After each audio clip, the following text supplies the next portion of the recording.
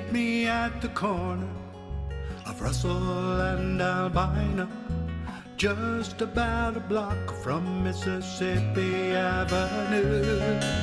I'll take you to a house where they hang carpets on the wall, and if we go there on a Sunday, there's a song I'll take you through.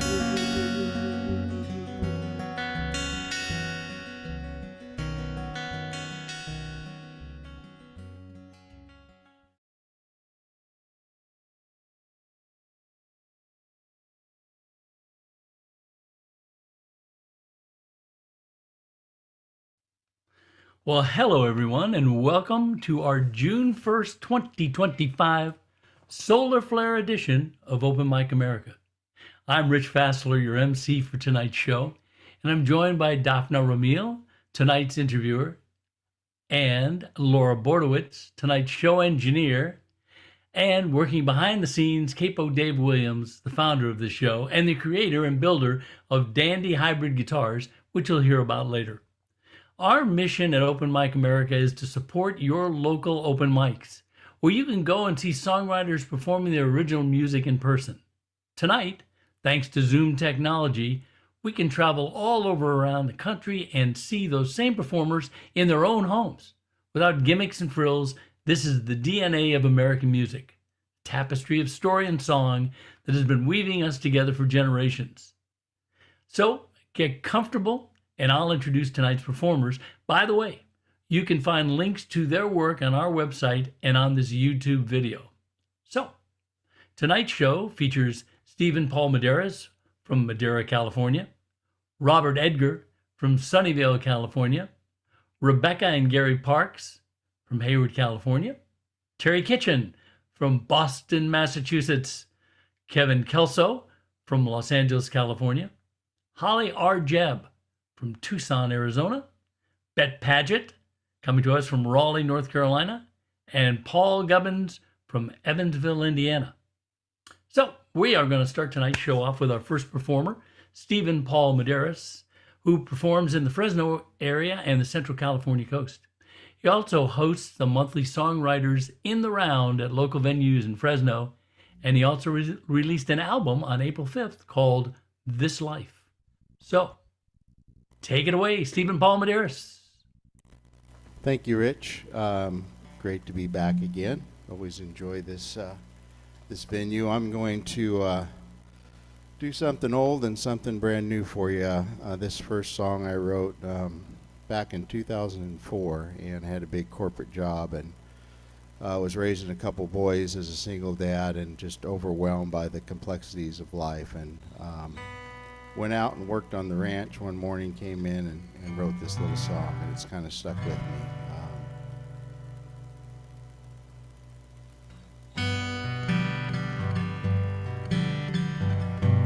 Wake up early in the morning, I don't know where I'll go. There's too many directions and a very restless soul. Give me a lifeline with air that I can breathe. There's too many questions and way too many needs. Show me a reflection of all of my dreams, and there I will stay for all eternity. Give me a lifeline, air that I can breathe.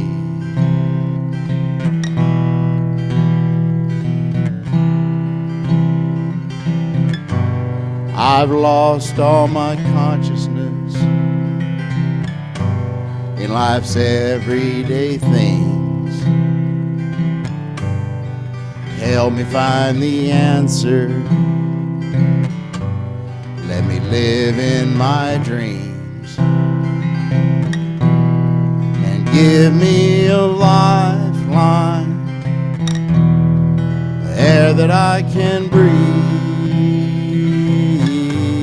There's too many questions and way too many deals. Show me a reflection of all of my dreams, and there I will stay for all eternity. Oh, give me a lifeline, air that I can breathe, and give me a reason why I should go on with an existence. It feels so damn wrong. Oh, meet me at the station. We'll turn and walk away, and give me a lifeline, air that I can breathe, and give me a lifeline, air that I can breathe.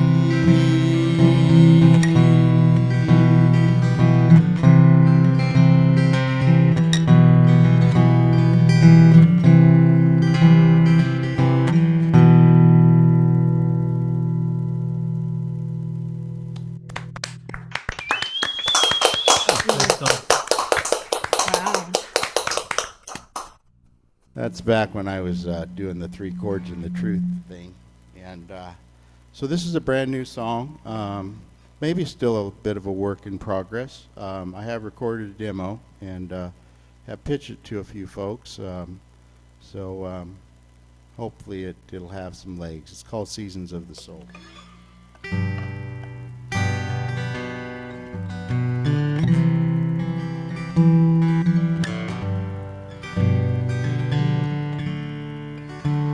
The day we were born,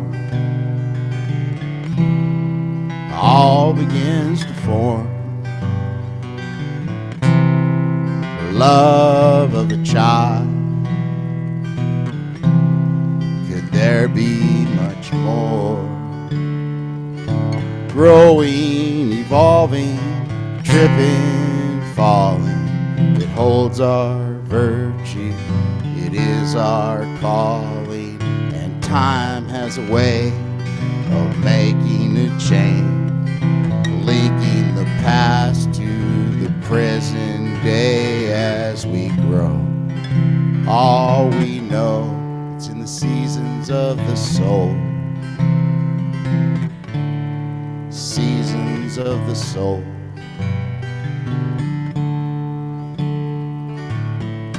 Twist of fate and times of change. Life takes shape and we feel pain. It carries the weight, it lifts our faith, gives of the past, lighting the flame, and time has a way of making a change, linking the past to the present day as we grow. All we know, it's in the seasons of the soul. Seasons of the soul.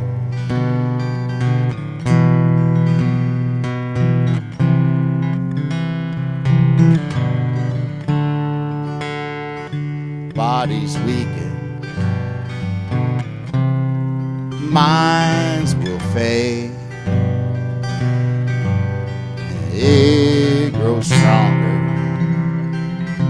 for our final day. Spiritual spiritual life finds eternal life. Let it lead the way.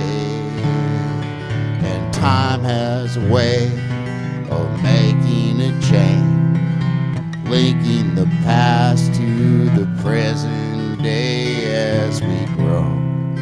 All we know, it's in the seasons of the soul, the seasons of our soul.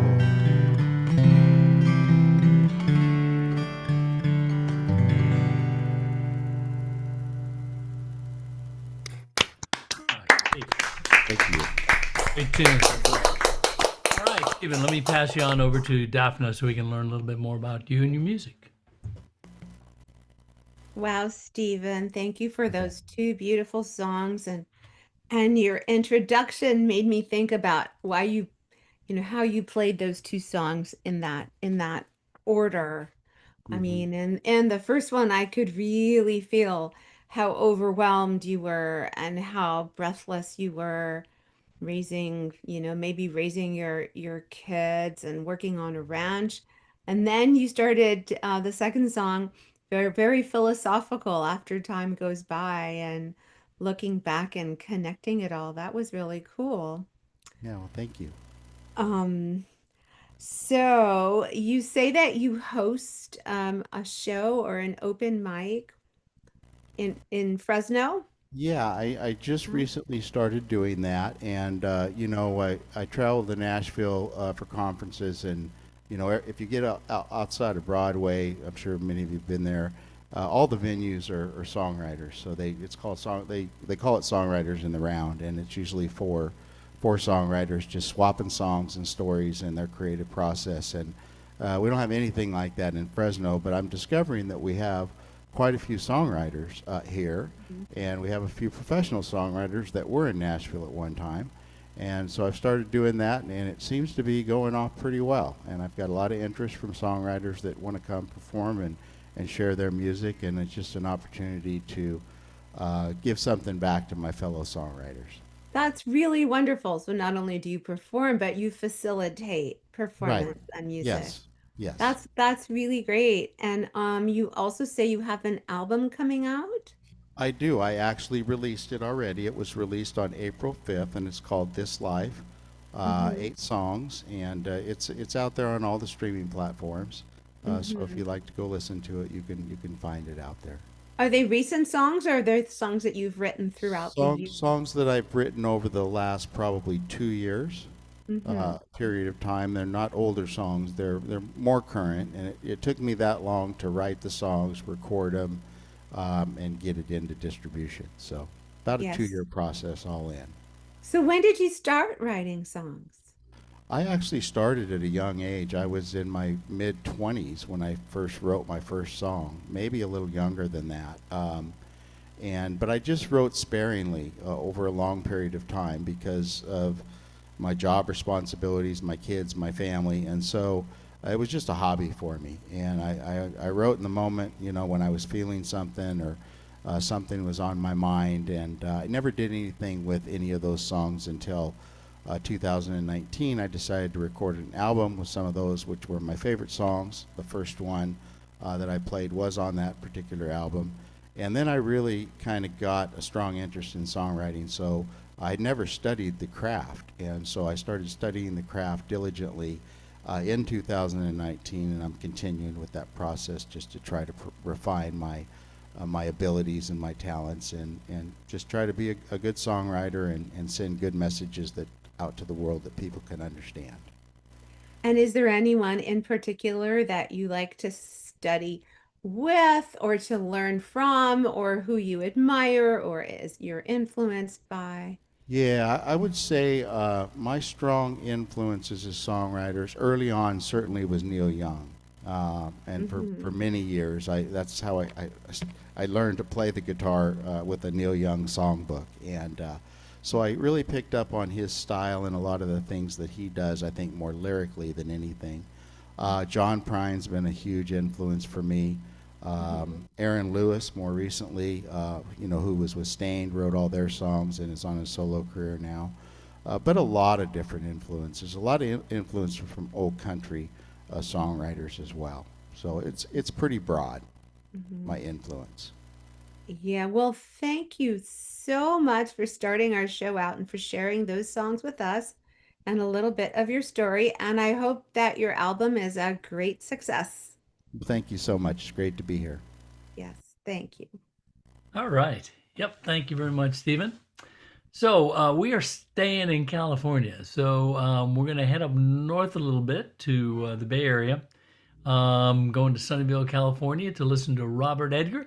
Robert is no stranger here at Open Mic America. Besides being a performer, he's on the staff here, and he's done a number of duties, including emceeing and interviewing and things like that. But tonight he's one of our performers. So Robert, take it away. Thank you.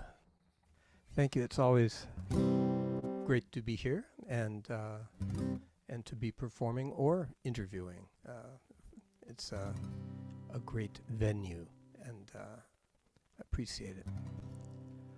Okay, the first song I'll do is called Under Light and Overnight.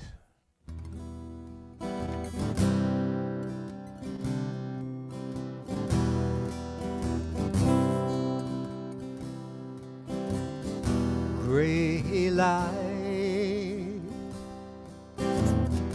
gray light, tonight, tonight, lifeless, lifeless, day sinks to dusk, day sinks to dusk.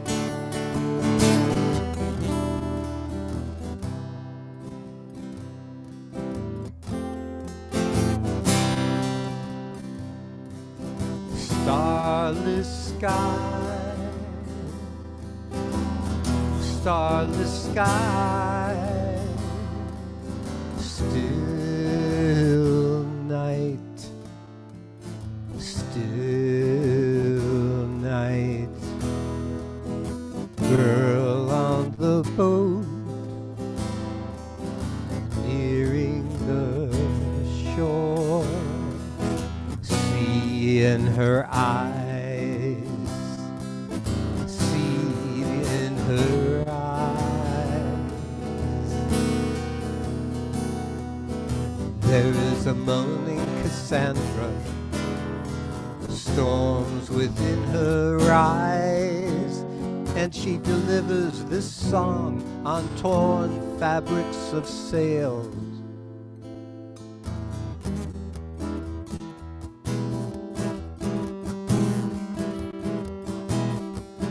Buckling streets, smoking walls beneath melting surfboards. Mosaics fail, breath dissolves, ice handcuffs her hands. Trachea crushed, fillet teeth, militia dogs retake the night.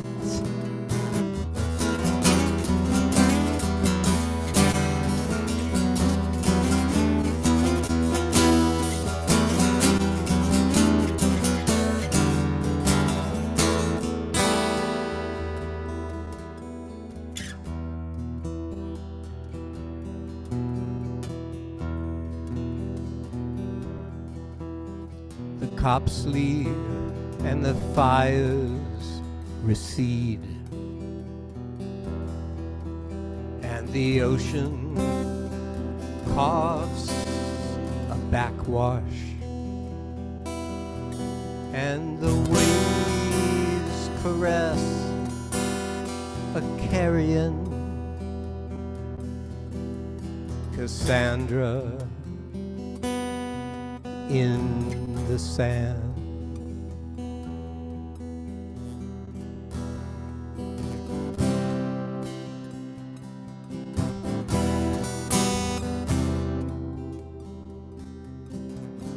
Shadow waves, shadow waves, first light, first light, chilled morning dew, chilled morning dew, raining, raining.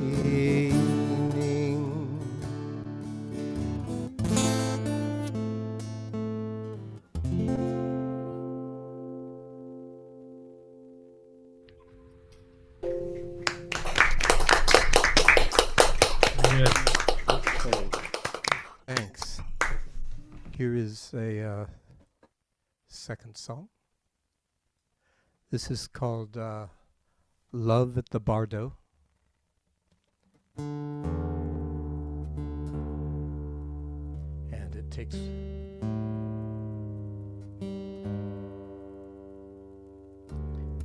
remembering to retune before I play the first chord.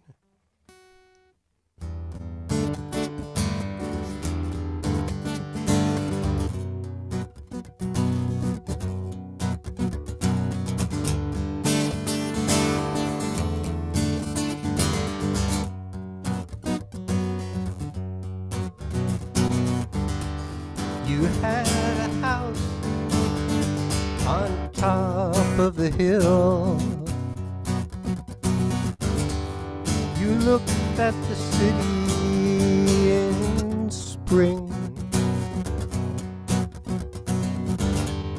You saw all the cars, you saw all the buildings, you saw everything.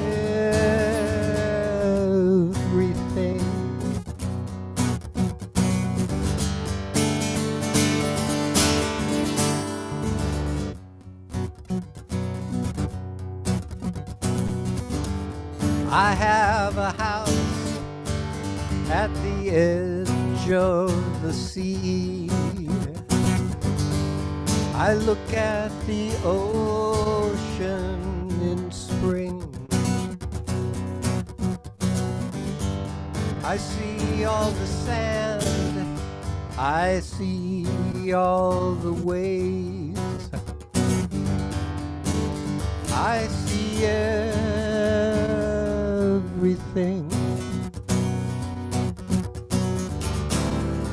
Sometimes I sit straight back in my chair and I close my eyes. I hear the blood in my ears. I hear you there. I hear you here.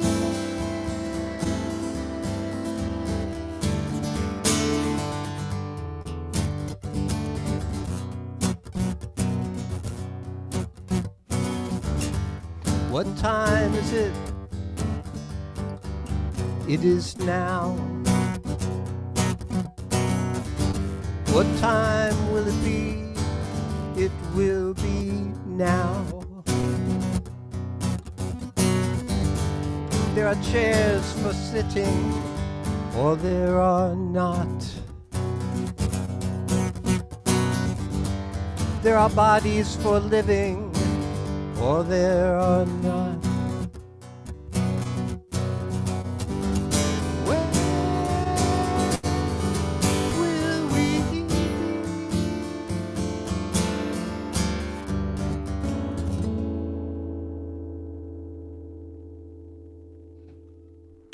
Wow. Nice, Robert. Thank you. All right. I'm going to pass you over to Daphne now, and we'll learn a little bit more about the songs. Wow, that's exactly what I would like to do, Robert. I mean, I loved listening to them, and it was so beautiful and interesting how in your Underlight and Overnight song you used just very sparse phrases and single words for part of it. And then when everything changed, not only did the melody and the mood change, but suddenly you had entire sentences that you were using. And I was really taken by it, but I was trying to put together the entire story. Can you help with that? How did this come about? And Thanks for asking. Yes, the it developed over actually 7 years, 7 years, several years. But the central trope was to build on the story of Cassandra, the woman who, Apollo's Cassandra? yes, and who was kidnapped and brought back, uh, and she spoke to the. She came back on a boat, and from warring lands, and she was brought back as a prisoner, and started speaking in her own language about the future and of the um, the king who brought her back, and his imminent death. And because it wasn't their language, they didn't understand a great deal of it. But it turned out that what she said was true, even though it couldn't be understood, or wasn't understood by many. So I thought, as it developed, it became both about the press in America, which has its role as a Cassandra and is not the ability for it to communicate what's going on is, I think, limited at the moment. And also the plight of the immigrants from other lands who come here, and ICE is disappearing. There's a tripartite, or three level actually, reference that I'm trying to balance in there, without having anything become the one topic of the piece. Hmm. Wow, you certainly wove a lot into that, and you have very complex structures with your music and your lyrics. That was beautiful. Oh, And thank you. then your second song, I see that you did a different tuning for that. Mhm. What was that tuning that you used? Oh, let's see. I dropped the sixth string down Oh, just a one. full step, and the fifth down a full step also. And Mhm. yeah, I like the uh, that being there. It also supplies, yeah, Some it more, has a nice throaty kind of sound. right. And you called it Love at the Bardo, right? Yes. It um, the specifics of that song were that uh, I was talking to a very dear and old friend of mine, Hmm. who told me that she had brain cancer and only a few months to live. Oh my. Um, and I was crushed. I mean, it broke my heart. And she was on the East Coast. I was out here in California, and didn't get a chance to see her before she passed. But I wrote this as a poem and gave it to her, and then later set it to music. Wow. So your friend is the you that you were referring to in the song. You were talking to Yes. her, and you were Hmm. said you couldn't see her, but in the song you talked about seeing and about hearing. Yes, part of the idea of the bardo is a transition that we make, and it could be any transition, but in Buddhism, it is at least spoke of as the transition as one dies, and very difficult to write the lyrics for me because I didn't want to do anything sing-songy. Well, And it I was also not. didn't want to do anything that was very abstract, because I think I had a target I wanted to hit, and that was prescribed for me by the nature of the situation.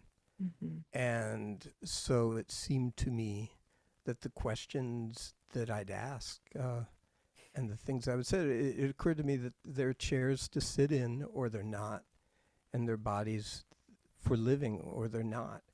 And where will we be? What?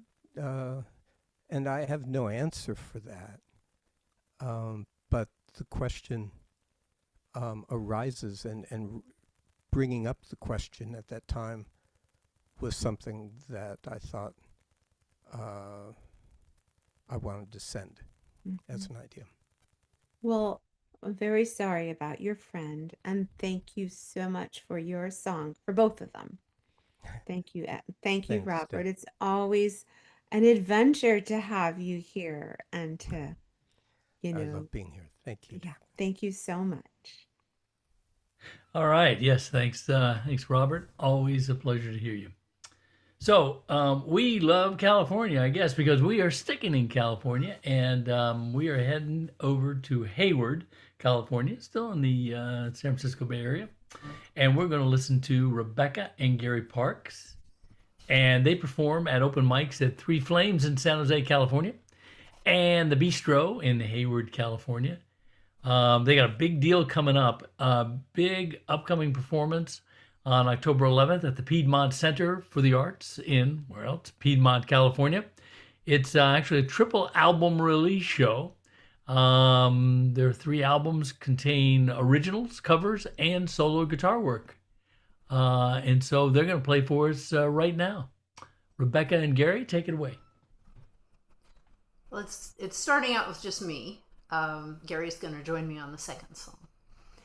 And this one I wrote, I was a little frustrated with the music business, and I was just trying to focus on what was important. And it's called Let's Just Play.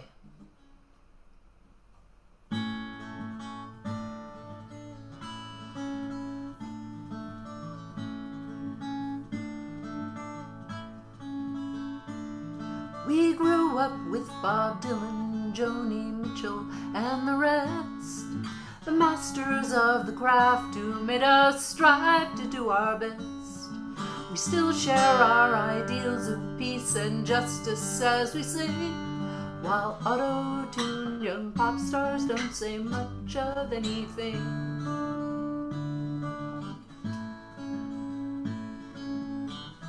The music business doesn't care for message songs today.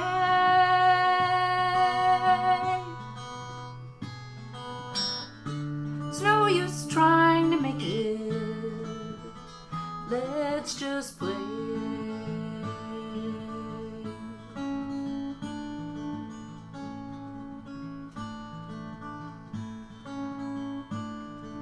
Between the crowds and concerts are long drives from town to town.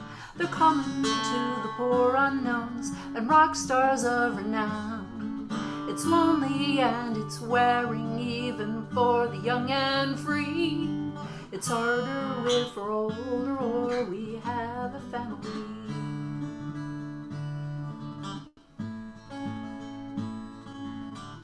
There comes a breaking point in life when touring doesn't pay.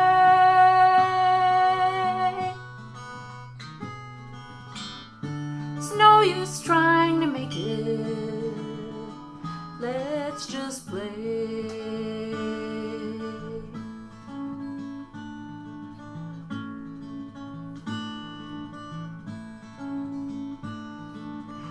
business judges us not by our songs, but by our fans. It's up to us to sell ourselves and meet each all's demands. The ones who really make it big are vanishingly few, but we don't have to play that game to share what we all do.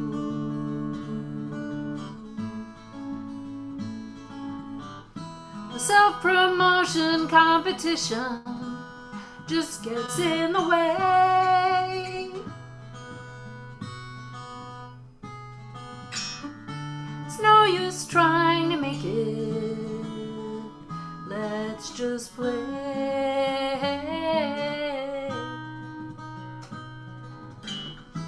We can be the rock stars of our neighborhood cafe.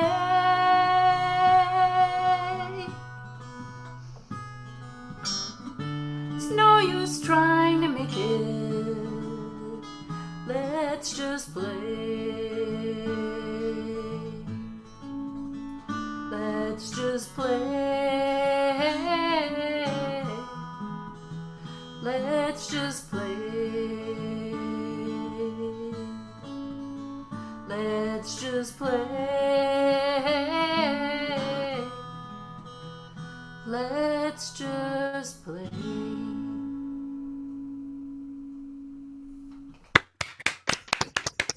Great lyrics. Very good. Thank you. And I'm going to up the energy here a little bit and bring Gary on. And now for something completely different. In 2012, Neil Armstrong passed away, and I posted on Facebook, now he can walk on any world he wishes. And a friend of mine said, that sounds like a song, which I took as a dare. And then very shortly thereafter, within the same month, Sally Ride, another astronaut, also passed away, the first American woman in space. And then very shortly after that, a Mexican astrophysicist named Miguel Alcubierre theorized that the warp drive of Star Trek might actually be possible someday. So I kind of tried to put all those ideas together.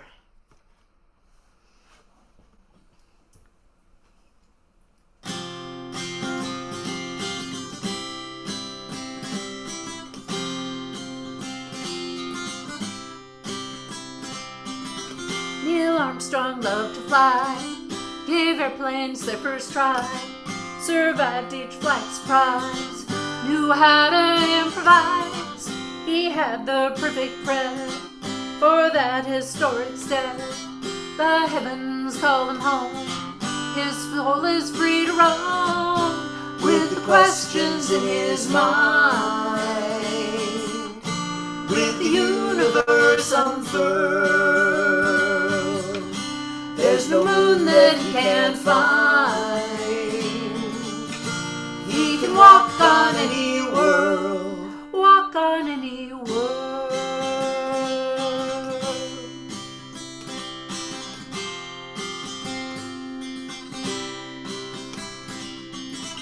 Young Sally's telescope gave her a lofty hope to find a ride to space, redefine a woman's place. A shuttle scientist, education activist, to the heaven she has gone. Her spirit ventures on, with the questions in her mind, with the universe unfurled. There's no planet she can't find. She can walk on any world.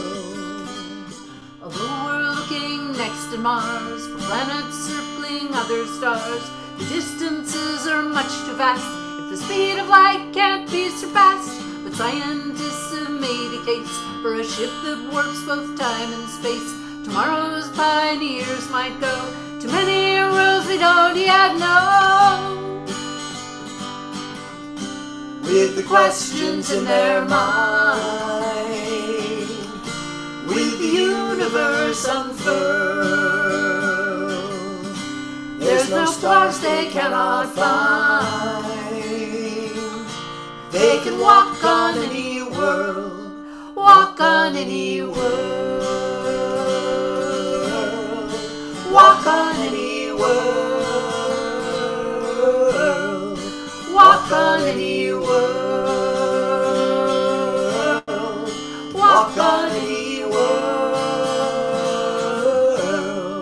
walk on any world.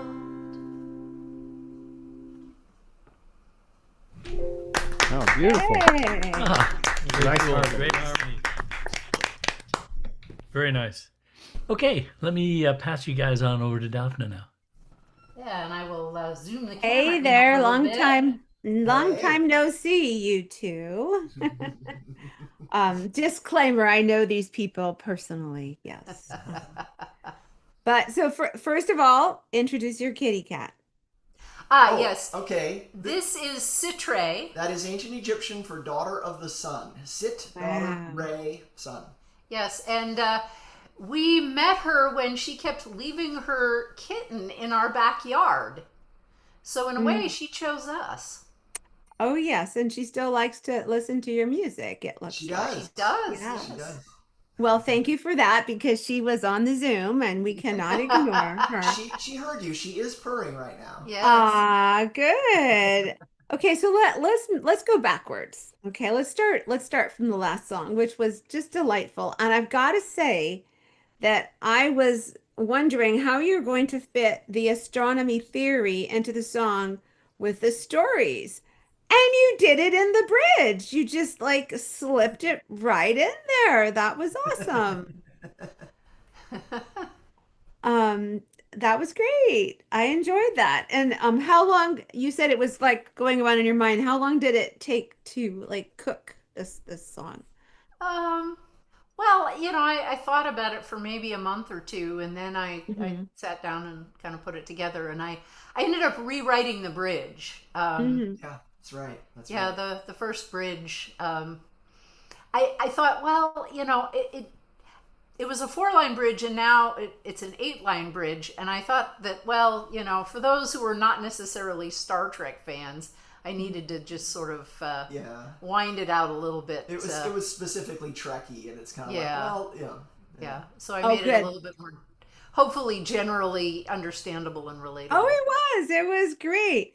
Now, Gary, since you sang on this song, let me ask you a question. So, Yep. when you perform together with Rebecca, how do you two work things out? Do you just like bust out with the harmony and that's that, or how does it work? Right. I mean, sometimes that happens. It's really obvious to me. A lot of times I'll just be hearing something in the accompaniment, whether it's piano or guitar. And then other times I do have to work on it for a little while. And once in a great while, indeed, there will be some little part. I'll have the whole thing worked out. There'll be some little part, and I'll be like, Rebecca, and she'll say, "Well, you need to come in on the such and such or this and that." Yeah. And because I can plunk out music on the piano from sheet music very slowly, but I don't sight read, and I'm not much of a theoretician, so I'll say, "Oh, theory schmeary," and then I'll say, in other words, what does it sound like? She go like this. I'm like, oh yeah, that totally works, and then we'll have the whole thing. Or sometimes I'll just say, on this chord, in this part of the song, I really want you to get this note. Yeah. And he'll find his way to there and out of there. Yeah. But other than that, he'll come up with his own harmony. That's great. So it's a true collaboration. Yeah. Now let's work. We're working our way backwards. Let's go to Okay. the Let's Just Play, which I believe probably echoed the sentiments of many of us sitting here and many of us who Yes, I have figured. passed by here. So I mean, it was pretty clear what you were saying. But tell me, so what are your goals now that you've realized that the music industry is not the direction that you're going in? What really are your, I mean, you keep on playing and performing and releasing CDs. So what is it? What? Well, I'm still trying to make my presence known locally, at least at some of the neighborhood venues and, among the music community. But I mean, I'm no longer trying to pitch songs to Nashville or to film and TV. And in fact, I have one song on the new album of originals called "To San Francisco for Nashville," which I played on this open mic before. Well, that leads me to my last question, and that is your CDs. So you say you're having a triple CD Yes, release I will party. take these Oh, up. I'll be the holder. You'll be the holder. Okay. Well, we should go closer to the camera. He's going to for be this. Vanna White 'Cause they for need to you. see. He did the CD artwork, and they need. Okay, to maybe see one it. at okay, let's do it one at a time. Oh, This is the originals. Oh, These yes. are the songs that I wrote, and this one's called "Secret Stage." beautiful art. Oh, And wow. then this one is the cover tunes, and you'll notice it's Gary and Rebecca Parks. Yes. So Gary sings lead on most of these. That font looks like old theater to me. Yeah, and the songs range from Crosby, Stills, and Nash to Led Zeppelin to Oh, Susie and the cool. Banshees to Tears for Fears. I mean, we go all over the Cool. map. And you have a bunch of musicians helping you with these songs, right? Yes. Several. Producing. Yes. Except for this one where it's just me. Wait, down a little bit. Adventures with Amy? Who's Amy Amy? is the name of my guitar. Oh, that's funny. Oh, Yes, that's and great. that's solo guitar work, and I never thought that I would do that. Uh-huh. Because you Except started that out playing piano. That's what I remember how we started out. Well, Yeah. all the years that I only played piano, no one ever asked me, do you have a CD of solo piano work? Even though I used to play background music for art shows and such. No one ever asked me that. But then I played guitar, and after I got proficient, I've been asked that more than once. So I thought, well, not just twice. maybe I should have an album of solo guitar work. What the heck? Very cool. So tell me just really quickly, when is this triple CD party going to be and where? Okay, well, if you are out there on the interwebs, the digital release is September 26th. That's when CD Baby will unleash everything on the world. And, SoundCloud, Bandcamp, all that other stuff. And then the live show will be on October 11th in Piedmont, California at the Piedmont Center for the Arts. Beautiful, intimate venue. It's Oh yeah, beautiful. it's gorgeous. Wonderful. Acoustics are fantastic, and we'll be featuring songs from all three albums. Very wonderful. Thank you for being on the show again, and I'm glad I was on the same time as you. So Finally, bravo, yes. and thank you, and take care, you too. Back to you, Rich. Thank you. All right, thank you. And great songs. So listen, we've had enough of California. We are moving back east. We are going to Boston, Massachusetts. And we're going to listen to Terry Kitchen. And Terry performs at Roslindale Open Mic. And he also has a new album called We All Dream. So maybe we'll hear some songs from that. Terry, all yours. All right. Well, thanks so much for having me. Here's the first song, and it's We All Dream.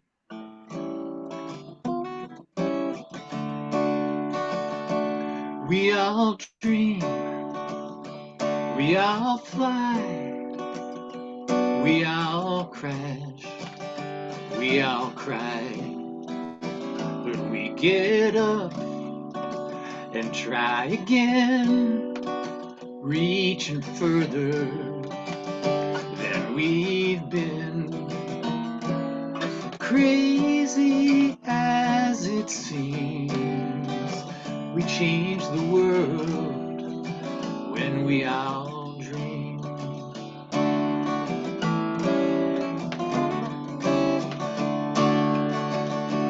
Rub a bottle, make a wish. A dream is so much more than this. It takes all we can give to dream our dreams and make them live.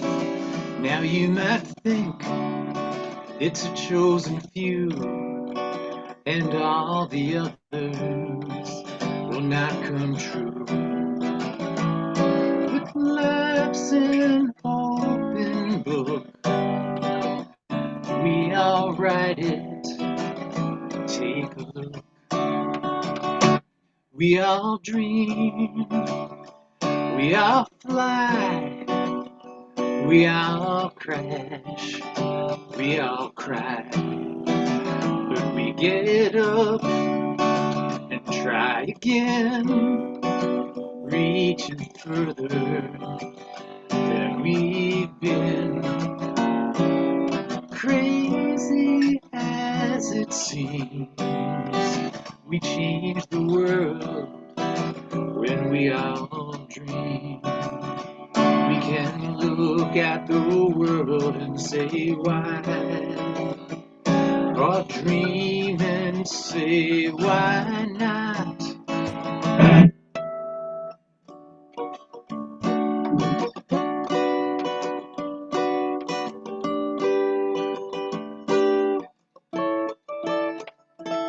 We get tired, beaten up. Some days we feel like giving up. But somewhere in our hearts, there's a dream about to start. We all dream, we all fly, we all crash, we all cry. But we get up and try again, reaching further than we've been. Crazy as it seems, we change the world when we all dream. Crazy as it seems, we change the world when we all dream.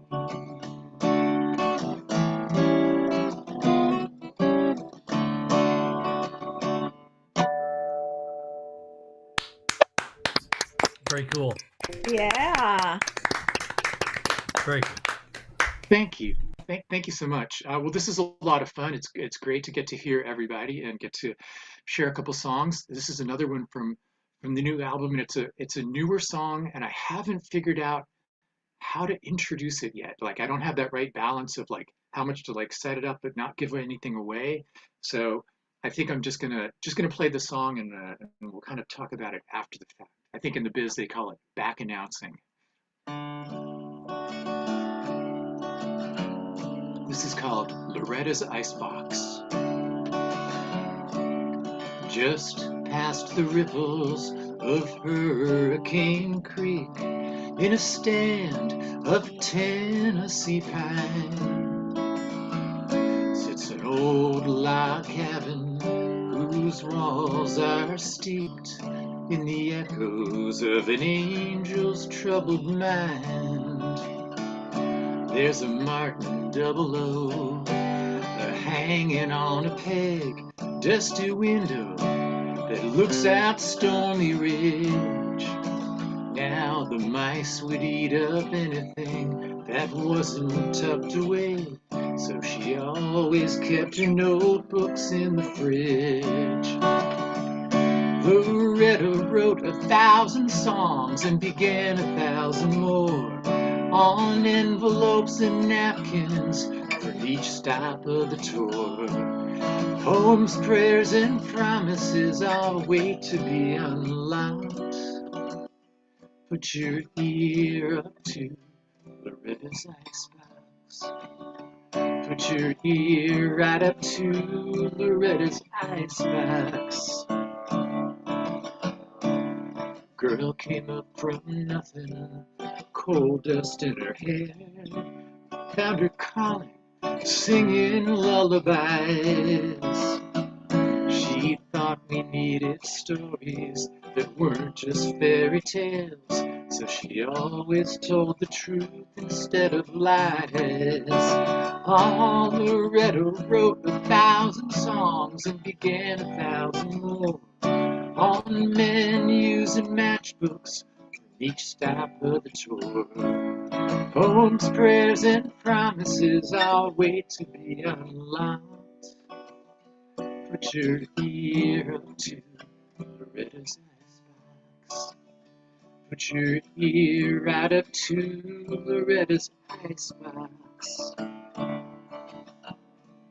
6 hungry babies in 7 years' time kept her working just to keep them fed and clothed.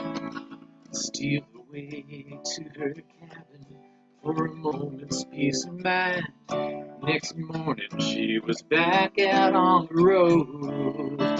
'Cause Loretta wrote 1,000 songs and began 1,000 more, on envelopes and napkins for each stop of the tour.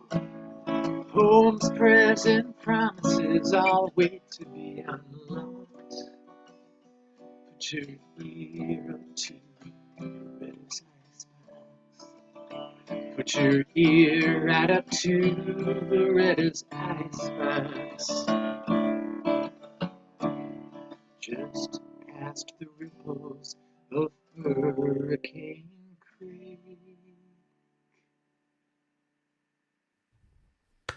Oh, yeah. Oh, Nice. delightful. Nice, Terry. Thank you so much. Thank you.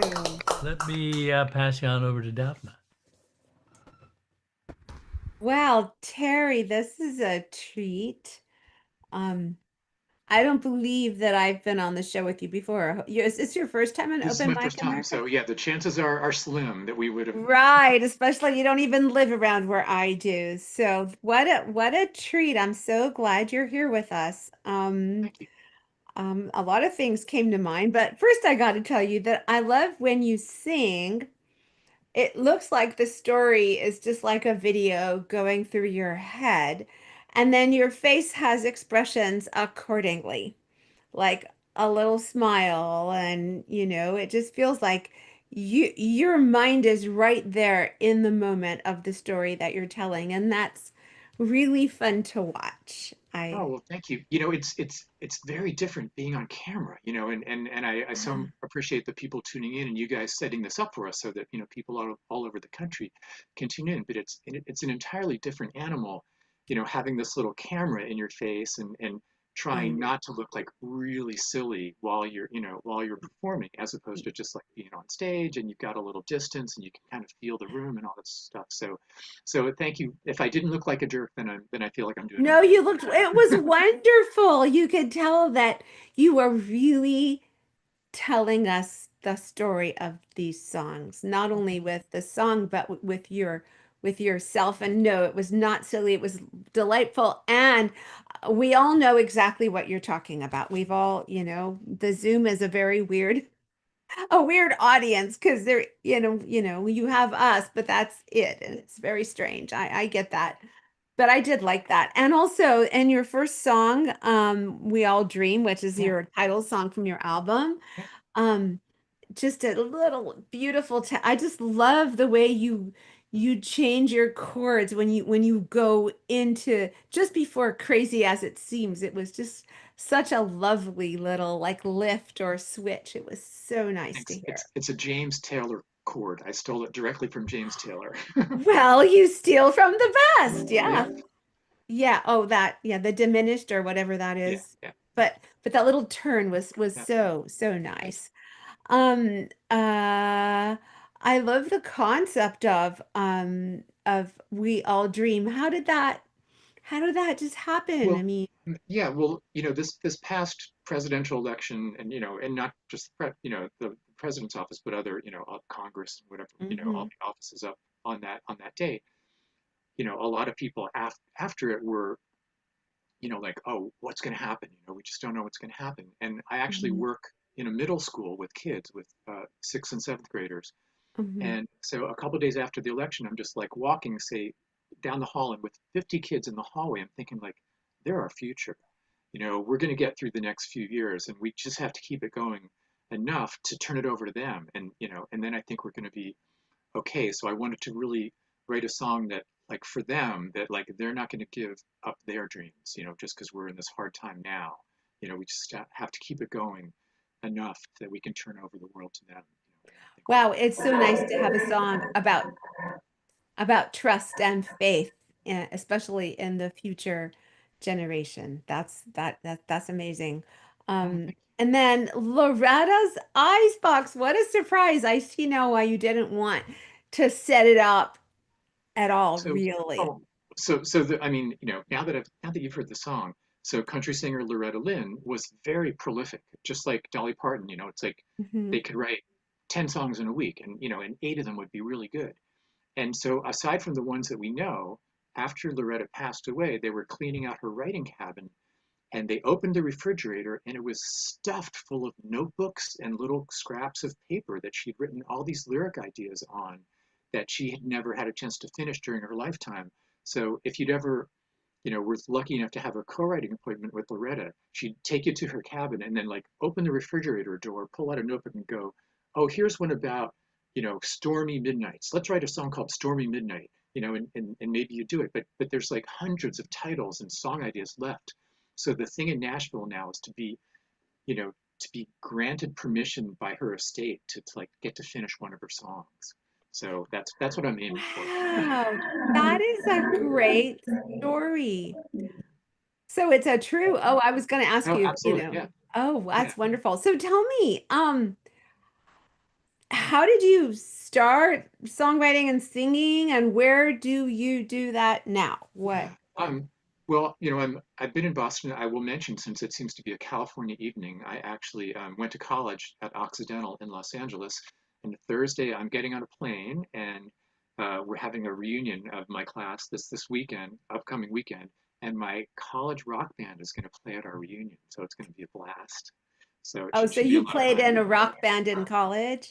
Yeah, I mean, I grew up with the Beatles, and I knew that they wrote their own songs. So Hmm. whereas a lot of people might keep a diary, I just always wrote my own songs, and So I this knew it is was not new. right, right. So I've been doing it, and had the rock star dream, and got lucky enough that I had a great band, and we moved to Boston because it had a great original music scene, and still does. And then after people started getting married and having kids, it was harder to keep the band together, and a friend of mine said, well, why do you need a band? Why can't you just sing your songs with your guitar? And I evidently haven't had a good answer to that yet, because now that's what I'm doing. Great. And so do you sing around, you're in Boston? Do you play out? Sure. There's a number of different series that I'm involved with here. There's a great series called the Somerville Songwriting Sessions at the Mhm. Somerville Armory, a monthly series where we host different songwriters. It's just a great town for folk music. Mhm. Club Hassim is a great venue with folk music, every night of the week. I'm hosting a series at one of the local libraries, the Hyde Park Library, a Mhm. Thursday night series of acoustic music. So it's a great town for music. So last question, this is just a selfish one. How did you find us? Oh, I got an email from Dave, from Capo Dave, and he said, "Hey, I heard something online. Sounded pretty good. Why don't you come out and do a show?" So, Oh, okay, great. so thank you guys so much Good for old inviting me. Capo It's Dave. been a lot of fun. All right, Thank you so much, Terry. Hope to see you again. all right. Back See to you. you, Rich. All right, nothing like email marketing, huh, Dave? Well, so here we are halfway through tonight's excellent show. We have 4 more performers in the wings, and you're wondering, how can life get any better than that? Well, let me tell you. How about a chance to win one of the coolest new acoustic guitars around? The Dandy Hybrid guitar, designed and built by our very own Capo Dave Williams, Open Mic America's founder. That's right. And getting a chance to win one is super easy. Everyone who performs on the show or helps produce an OMA show as an MC or an interviewer or an engineer will get a ticket with their name on it dropped into the official fishbowl for a drawing that's held in December of this year. Hey, you perform twice, you get 2 tickets. 4 times 4 tickets. So be a host or an engineer or an interviewer or perform, and you could win your very own handcrafted Dandy hybrid guitar. Now, you may be asking, what is a Dandy hybrid? Well, it's an acoustic guitar. It's unique in its design and projects its distinctive sound at a considerably higher volume than flat top guitars. We'll actually be hearing a Dandy hybrid from one of our performers in the second half of the show. But right now, I'm going to ask Capo Dave to come on in. I think he's in the wings. Come on in and give us a little more info about these special guitars. Thanks, Rich. When I started the Dandy project, 38, actually 39 guitars ago, in 4 years, the focus was on guitars with a floating bridge. I found out early on that guitars with a floating bridge produced an ungodly amount of volume. The early arch top guitars were built that way. Django Reinhardt's guitars had a floating bridge. And I started building them and discovered that the big difference between a floating bridge guitar and a normal flat top guitar was, although these guitars made a terrific amount of volume, they tended to be very clangy. There's no other word to describe it. If you've ever listened to Mother Maybelle Carter play some of those old Guild or L7 Gibsons, you will hear clangy. And so it became a battle to get some overtones to soften the clanginess. The first ones had tail pieces, and later on I discovered that if I built them with a secondary bridge halfway up the body of the guitar, I was actually getting more overtones. And that's kind of the final design now. And the sound of the guitar, as you'll hear later, it's very dry. It's got an old-timey sound, and it's excellent for straight line solos because it plays real clear notes. So that was as of about number 30. I, finally got it to where I liked it. So I moved on, and taking some of the characteristics of the Dandy, keeping some, and now building guitars with a normal bridge. But the characteristics that I'm retaining from the early Dandies are what actually really set this guitar apart also. Number one, the top of a Dandy guitar is a high domed arch. The arch on a normal flat top is a dome that is a 30-foot arch. This is a 16-foot arch, so it's double the arch, number one.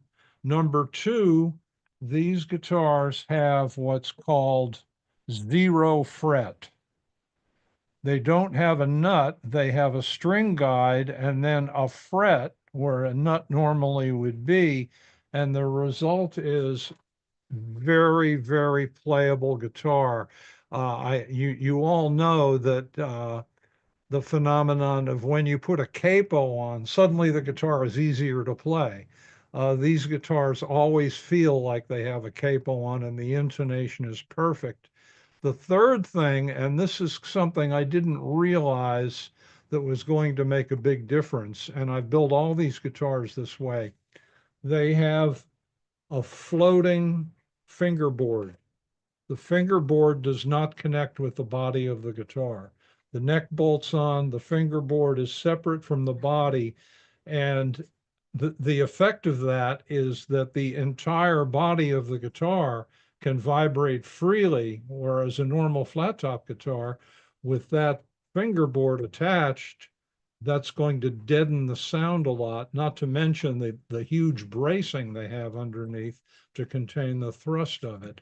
So I'm pretty excited about the sound these are making. Of course, you can't describe the sound in words. I've built 4 now with the conventional bridge, and eventually there will be some folks playing them on Open Mic America, And one of these guitars will be the one that is given away on December 14th in the drawing. So that's it. And I'm sure enjoying the music tonight. And good luck to all of you in that drawing. Here's the fishbowl. We'll be drawing from that thing on December 14th, and someone will be the lucky winner. And thanks a lot for listening. All right. All right. Thanks, Dave. So, hey, now you know what you need to do to win one of those wonderful guitars. I have a very personal experience with that. Okay, so listen, whether it's an open mic or a circle jam or a campfire or an open boxcar and a moving train, a Dandy hybrid guitar delivers. And you can find more about Dandy hybrids at the bottom of the openmicamerica.com homepage. All right, let's move on to chapter 2.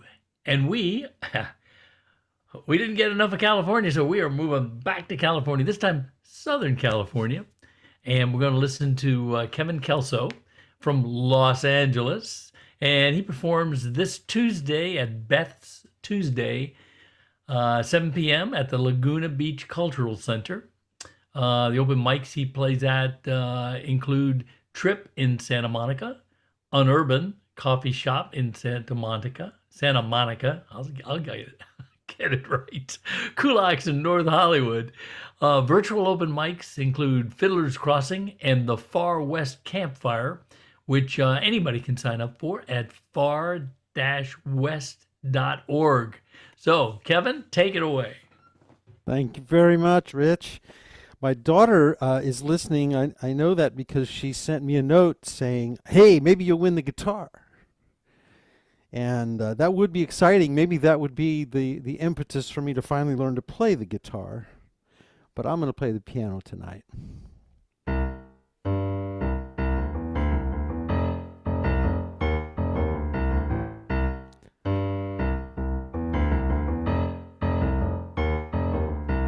Faith, hope, and optimism walked into a bar. Stop me if you've heard this one before. Those sisters were discussing their beat-up old car, broken down right outside the door. Hope was saying maybe it just needs a little rest. Maybe this will pass. Optimism shrugged and said, at least we still got a full tank of gas. And Faith said, we're gonna get home. We're gonna get home. Like Grandma used to say, where there's a will, there's a way. And I know we're gonna get home.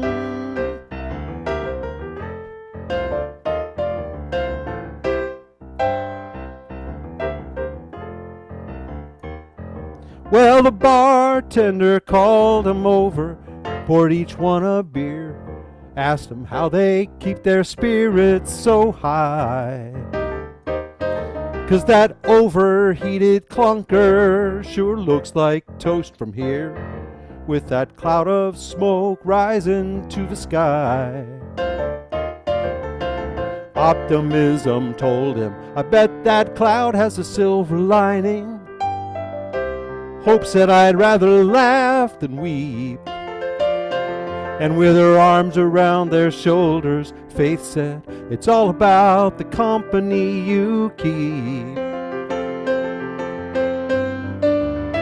And they all said, we're gonna get home. We're gonna get home.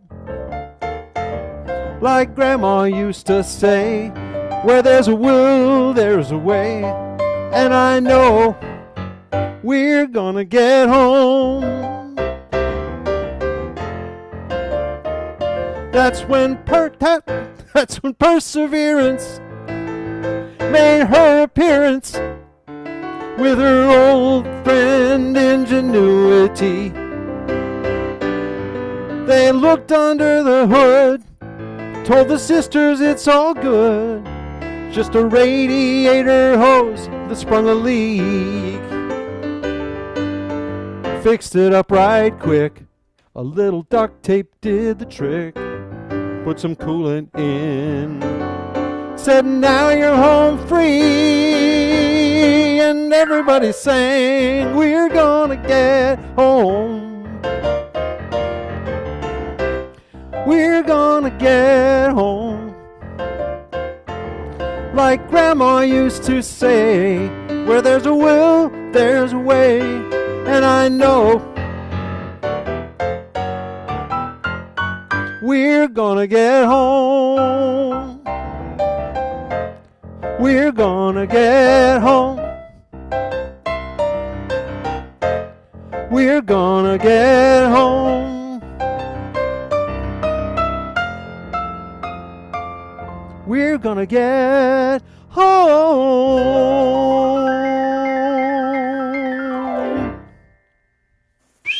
Yay! Nice. Great sound of piano work. Thank you very much. I'm going to do a song that I wrote for they mentioned the Far West Campfires. I occasionally host the Far West Campfires. It's a rotating cast of hosts, and it's operated by Far West, which is the regional folk alliance out here on the West Coast. And anybody can join it. All you got to do is sign up in advance. And there's often a theme. And sometimes I take the theme as a prompt if I don't have a song about the theme. You don't have to follow the theme, but, I'm very suggestible. And one night the theme was train songs, and weirdly, I didn't have a train song. That seemed like a big hole in my repertoire, so I wrote one. I don't want to be responsible for where I end up next. It's the choices that I've made that I'm trying to leave behind me. I leaned some flowers on Mama's gravestone, paid my last respects, took a picture, so I'll have that to remind me. On the first train in the morning, north or south, east or west, destination couldn't care less. First train in the morning leaves before the dawn. That's the one I'll be on.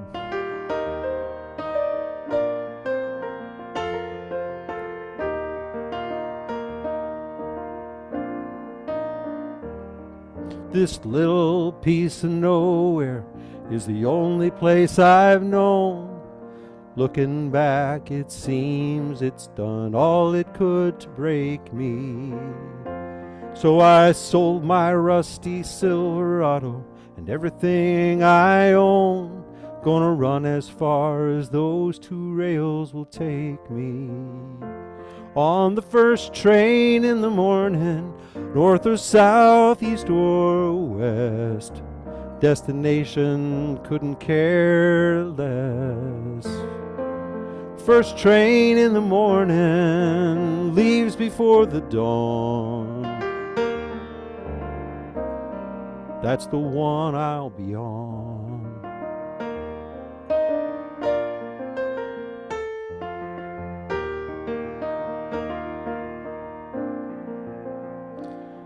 There's no need to say farewell. I might not leave if there was anyone I needed to tell. All about the first train in the morning, north or south, east or west. Destination couldn't care less. First train in the morning leaves before the dawn. That's the one I'll be on. and I'll be gone. I'll be gone.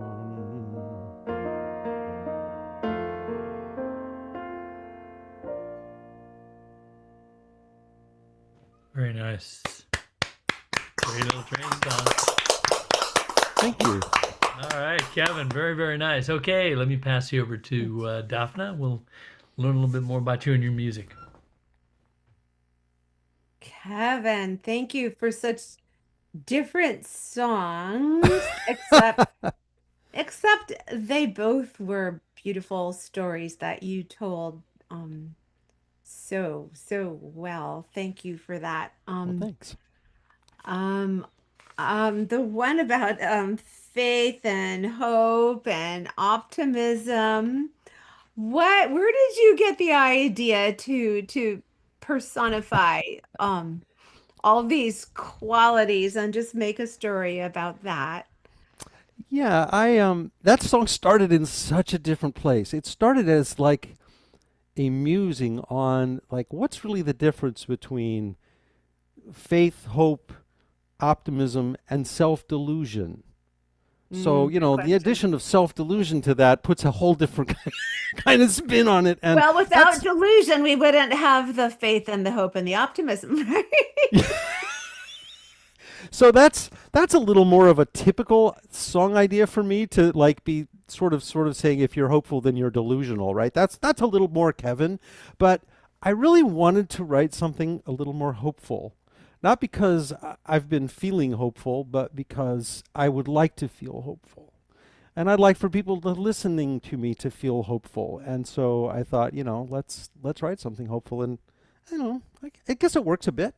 Honestly, I think it works a little. It works great. It's an aspirational song, right? Exactly. It reminds us that there's that too. That's So how it got from that like very intellectual point to the story song, I'm not really sure. I think it was the opening line that kind of set me down this path. Faith, hope, and optimism walked into a bar. I was like, okay, that's an interesting idea. Let's play with that. That's the best opening line. Yeah. So you can't be totally serious. I mean, you are serious underneath it, but you can't be Yeah. serious when you start out like that, right? That was great. And then your next song was just very so heartfelt. Have you been writing for years and years? I mean, how did you come to where you are now?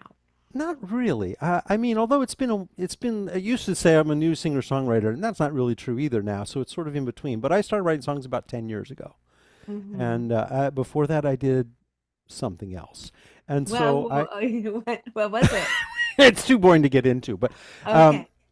so then I retired from that, and then I started writing songs, and just a little bit at a time, and I got gradually more serious about it. So, I've written about, I don't know, about 250 songs now, and funny thing, recently I had occasion to play a 4-song set somewhere, and I thought I want to do all hopeful songs, and I realized, I need to write one more to get to 4.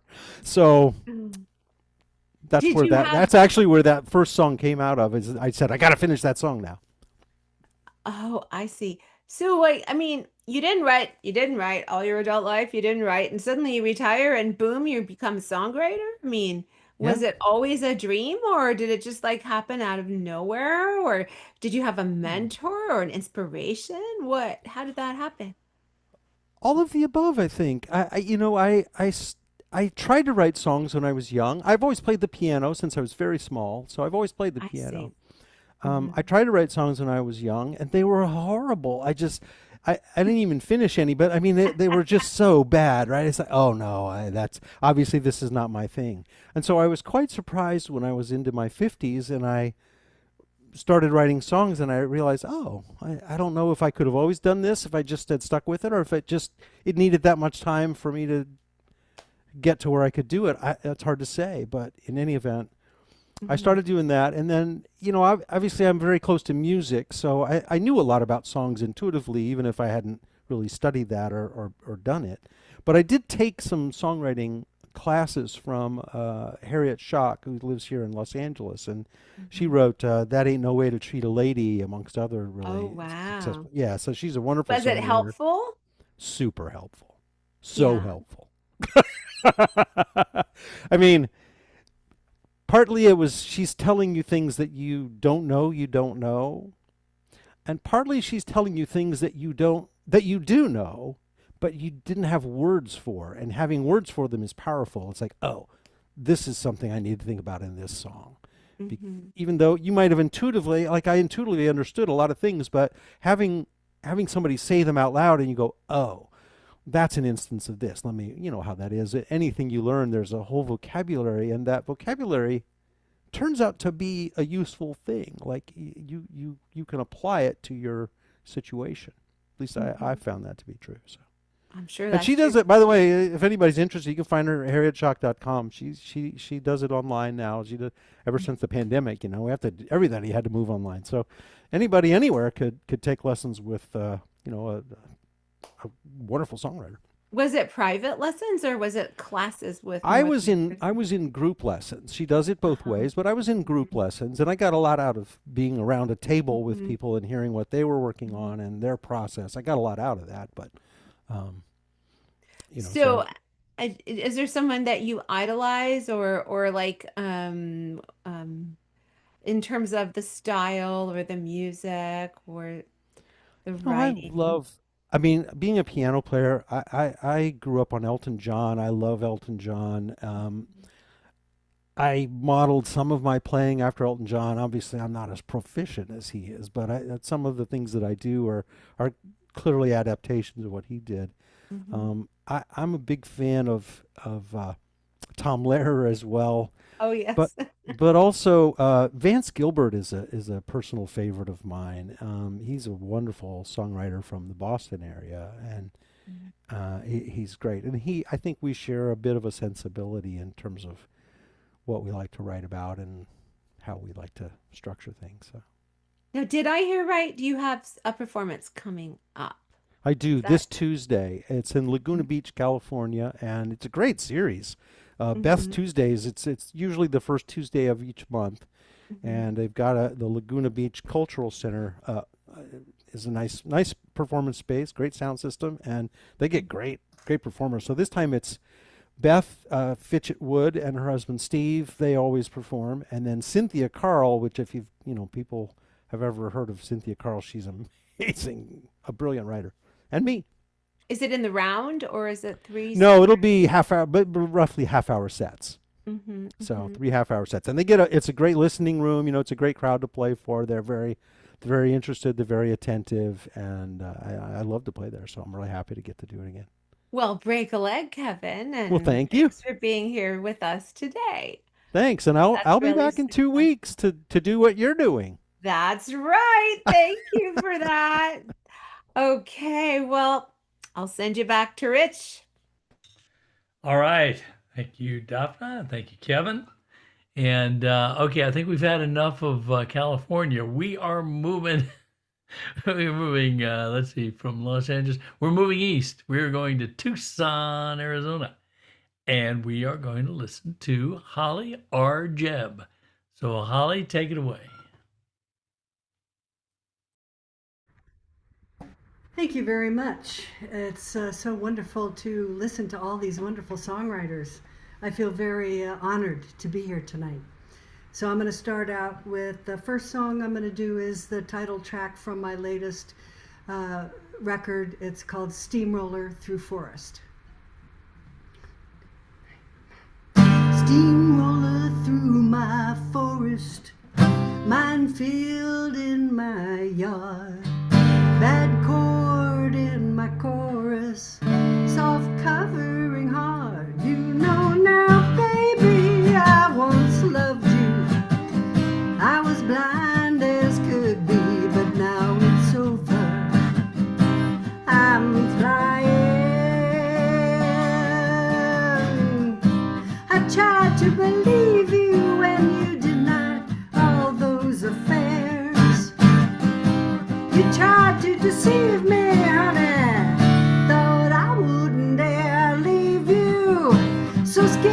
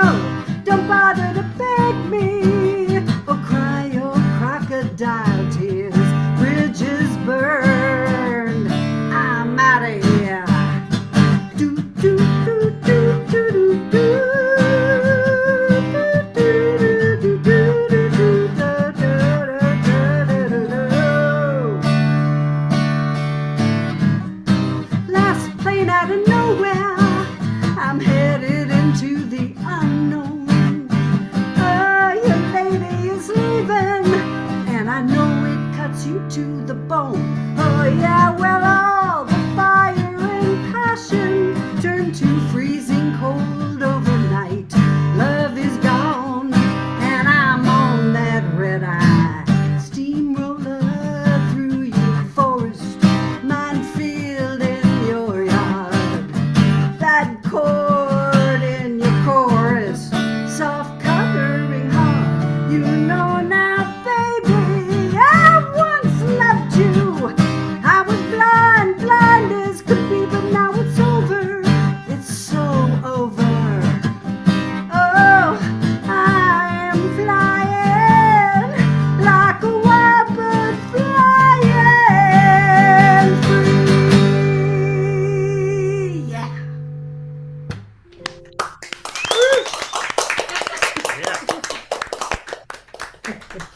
Thank you.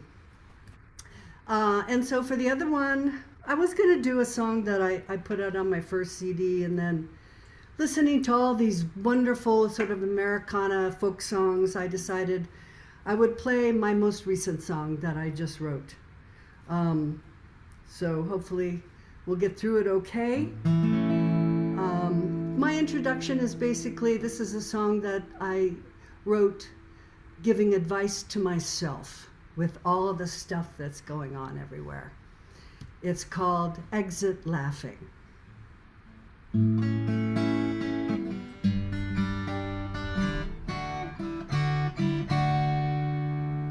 Now don't take life too seriously.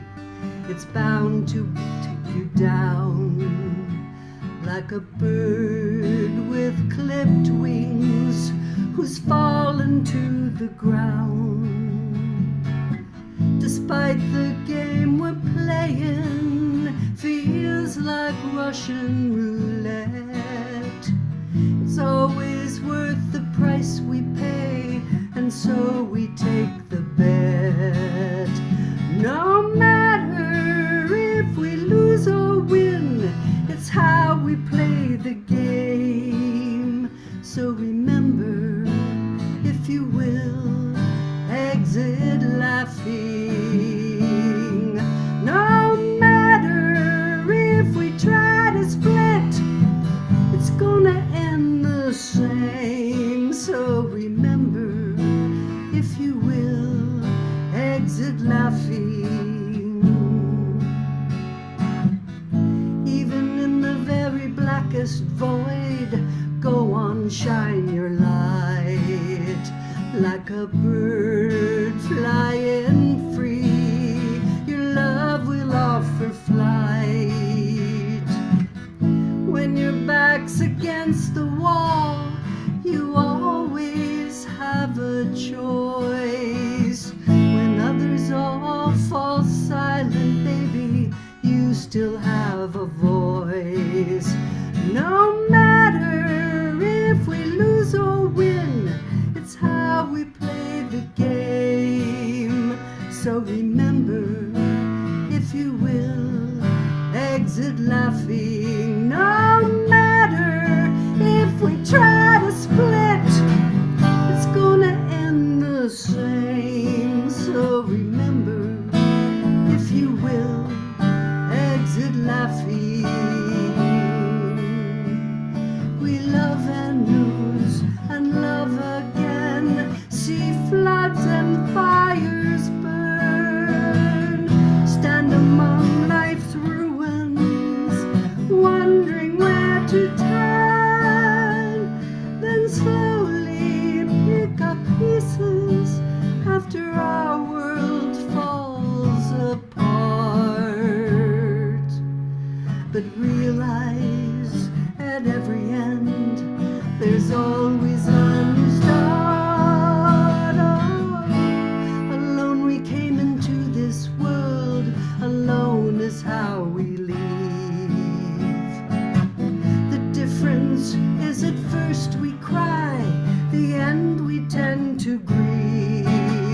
So no matter if we lose or win, it's how we play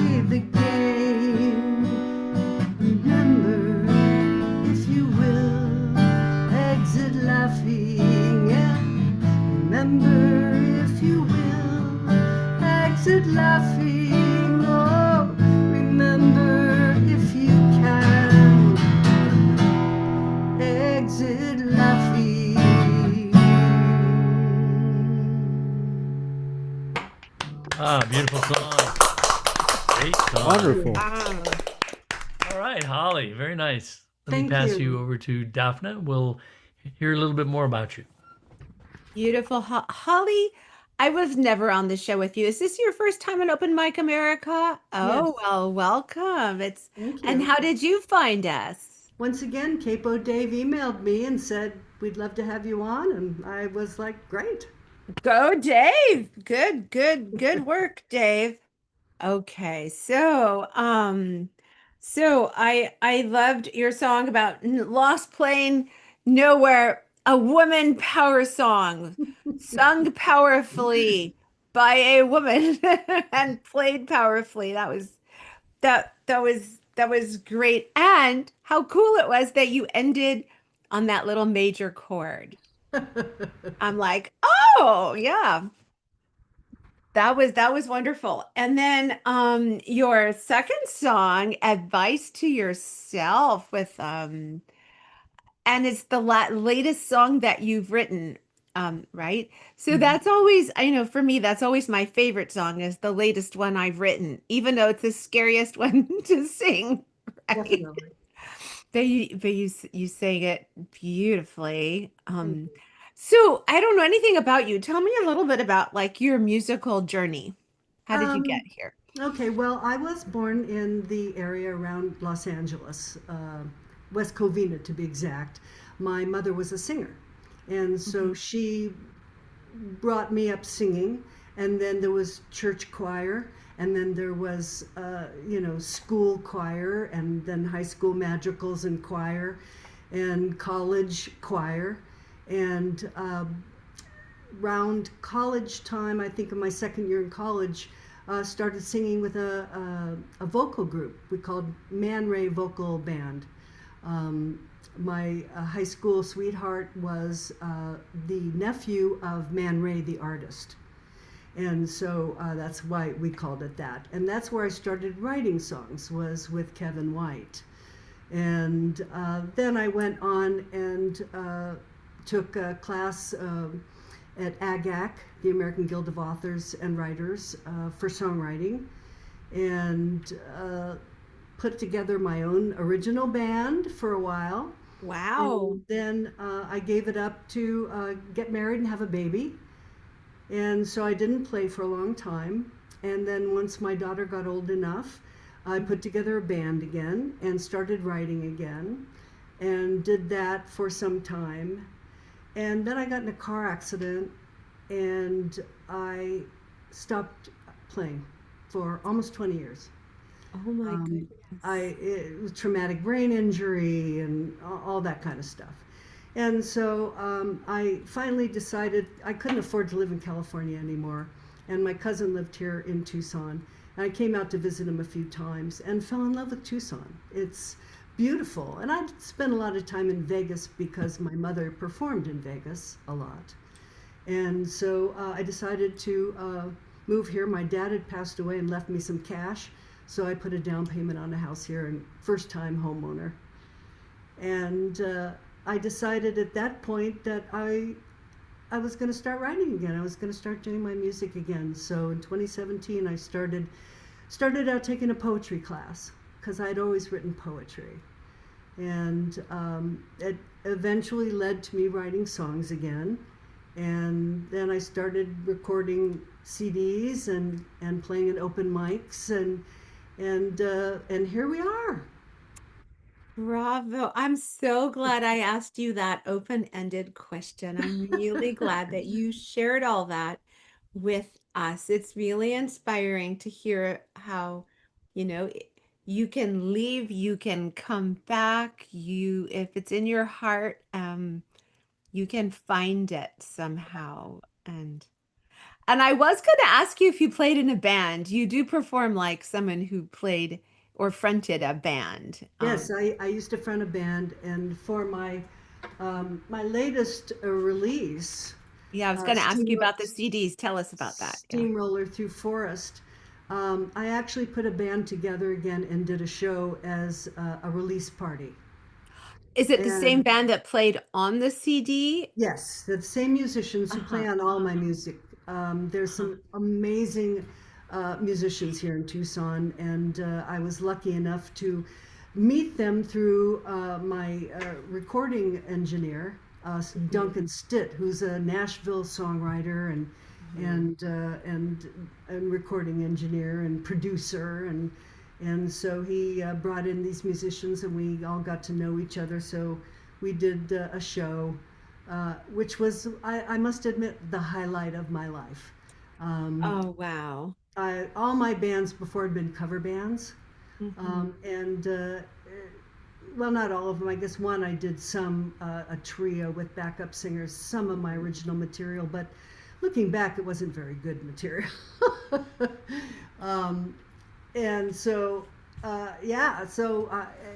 being up on stage, being able to play guitar and put it down and just sing again, fronting a band, that was like, oh my God. And all my original music, it was like the highlight. I was like, I could die now and be happy. That would be great.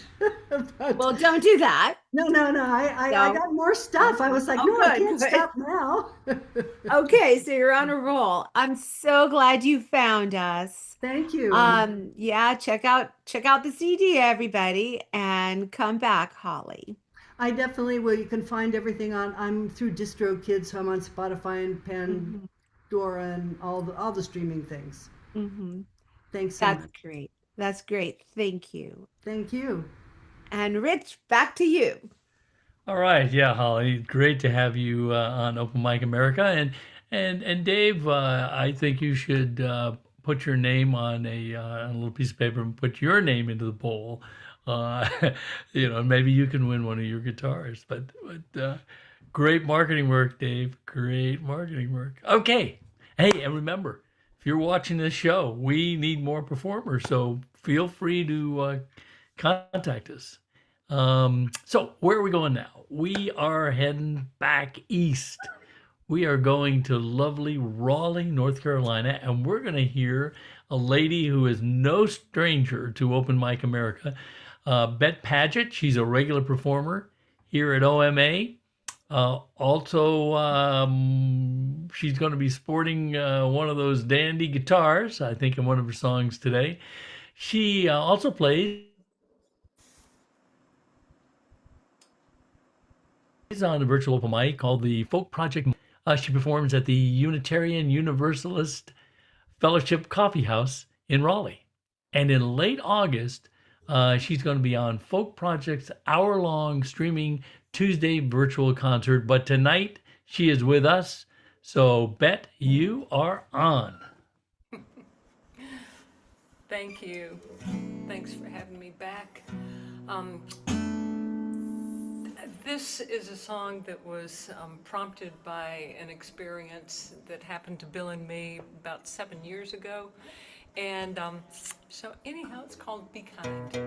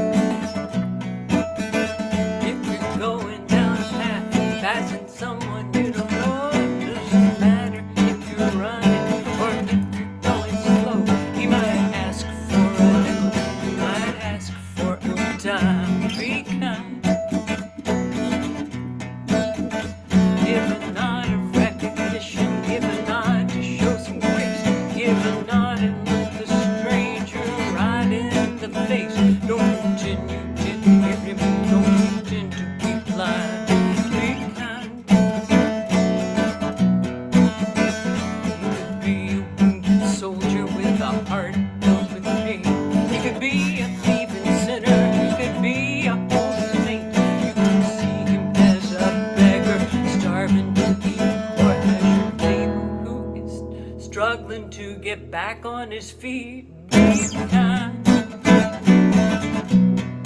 Oh, be kind. Oh, be kind.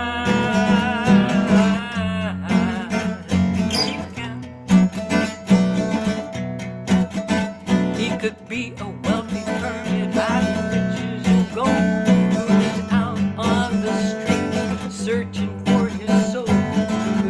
Facing demons and men with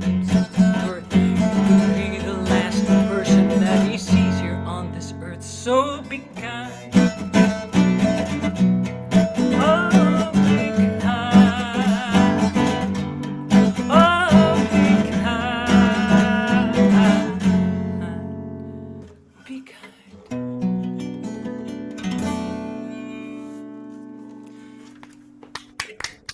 Thank you. Dandy. Dandy.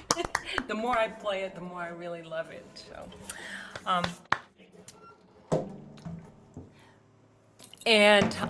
like some others who have performed tonight, this is a song that is brand new, and I think it's finished, but I'm not absolutely certain. It's not been heard by anybody in the public before, so your ears are the first. And this song and the first song that I did are related to one another. I might get a chance to talk about that in a few minutes.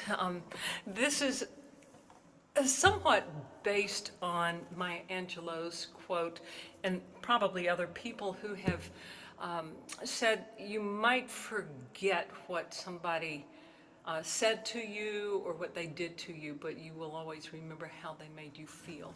And so that's what I call this is, I remember how you made me feel.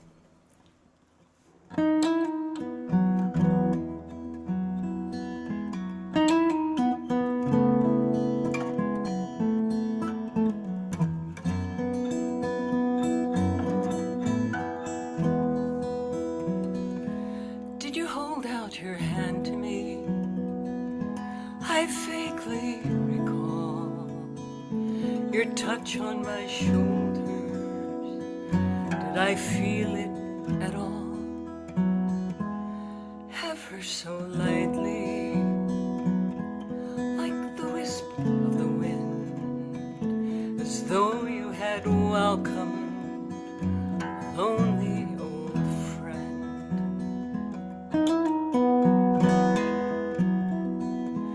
I can barely remember what you said that day. The words were jumbled and soon faded away. No need to repeat them, for words are just words. I was angry and scared, and your message might not be heard. I was broken and tired. You reached out to me with arms so wide you could not miss. Was it luck that day or fate drew me away? I may never know.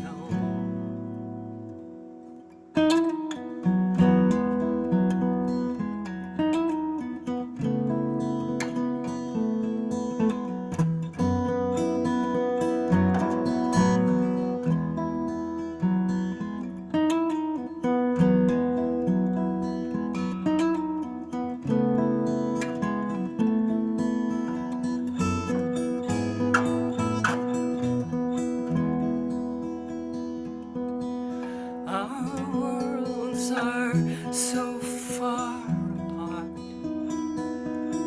yet I can feel your heart. I may not remember the words that you said or the things that you did. They're lost in my head, but I'm sure to remember the kindness you showed, the smile on your face. I will always know and what it revealed, but most of all, how you made me feel.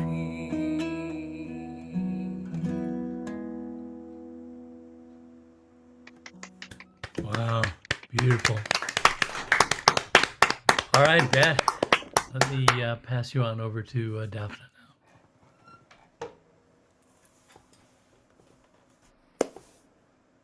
I bet.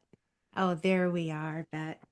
Well, thank you for coming on again and sharing your music and yourself with us. You always manage to sing songs that make me think, but also feel something as well. That's good. That's what I Both of them. want. And I love how you use plain language, but in a very poetic way. Wow. It's just beautiful. I mean, we all heard this, so I don't know if I'm going to go over what those songs were, but I just wanted to say that and be kind.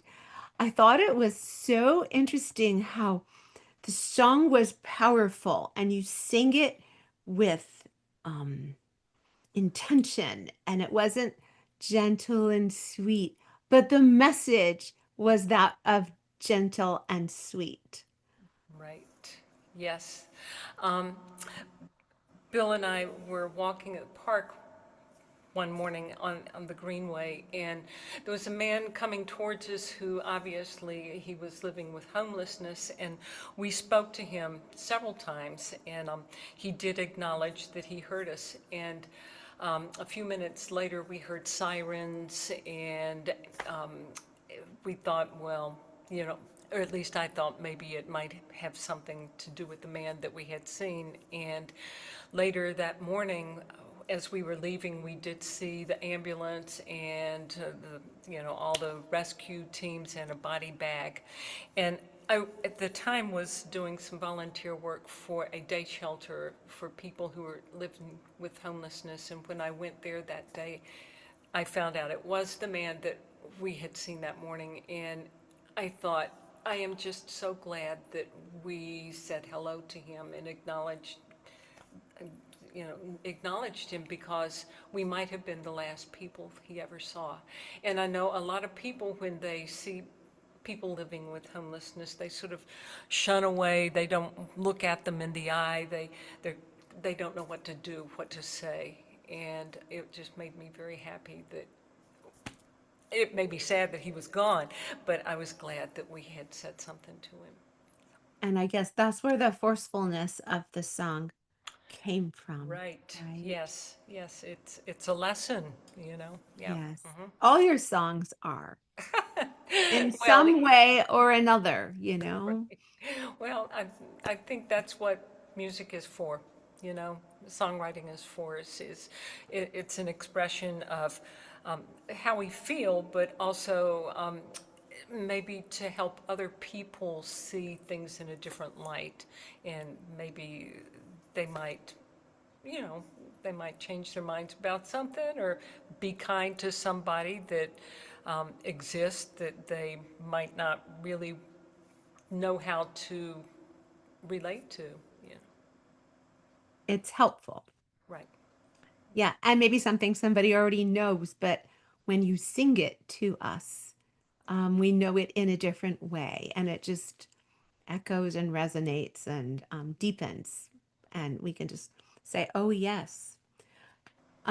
Your second song, "How You Feel." What's the title of it? I remember how you made me feel. I remember. Yeah, it's the I whole was thinking sentence. just to say how How you you made me made me feel, feel. Yeah. but I know, a lot of people write songs about it, Hmm. like love, Right. and I didn't want people to think that it was, like how this man made me feel Hmm. that night when we were alone, blah, blah, blah, under the stars. It's nothing like that, Right. so Right. I think maybe if I put, I remember how you made me feel, then maybe they might, not expect it to be about a love relationship. Yeah. Yes. Now you said ask me later how those two songs are related. So I'm Related. asking you. Okay. Well, a friend of mine many years ago, about 7 or 8 years ago, she did not drive, and she was doing some work with the people living with homelessness, and so she asked me if I would drive her and take her to McDonald's and a couple of other friends, and we would pick up 75 to 90 biscuits, and we would take them to Love Wins, which was a day shelter for people living with homelessness. This was before COVID, and after COVID, it did close down. But just watching Karen and how she related to these people at Love Wins, with the greatest big smile and hugs and just, you know, how you doing today, doll? And just, it was just, it was an honor to work with her and the people living at, with homelessness and people. I learned a lot from them, but I learned a lot from Karen as well. And she passed away just a few weeks ago, and at her memorial service, they had a great big, you know, banquet filled with, you know, food, table full of food, but there was also a great big huge tray with McDonald's biscuits. But we were known as the Biscuit Ladies, and every Tuesday we would go and, you know, depending upon the weather or the time of year, 75 to 90 biscuits. And McDonald's was very good. They gave us a good deal and often, you know, give us extra milk and jelly and stuff like that. So, but we did this for like 2.5 years before COVID finally made us quit. And so I wrote that. I always wanted to write a song with Maya Angelou's message in mind, but when Karen passed away, then I knew this is what I wanted the song somewhat to mean to me when I sing it. I'm really glad you asked me to ask. I'm sorry. I'm very glad that you asked me to ask. Oh, okay. Yeah. And thank you, Bet, for honoring us with being the first people to hear this beautiful song Thank you. and story. And Thank you. of course, come back. You always do, and I hope you continue to do that. So Well, I hope you have me back. Thank you. thank you It's so great being much. here. Okay, Rich. It's All right. you. All right. Yeah, Bet, always great hearing you. We are at our final performer for the night. Hard to believe, but here we are. And we are going all the way to Evansville, Indiana. That's right, Evansville, Indiana. We're going to listen to Paul Gubbins. And Paul says he hasn't been playing out much these days, but he's been spending his time writing funny little songs to tease his old friends on Facebook. So tonight he's going to tease his new friends on Open Mic America. Paul, take it away. Thank you.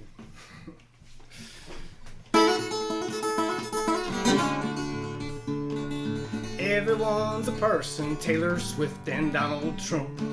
And everyone has feelings and feels sometimes like the chump. And everyone's so triggered and could use a little bump. Everyone's a person, Taylor Swift and Donald Trump.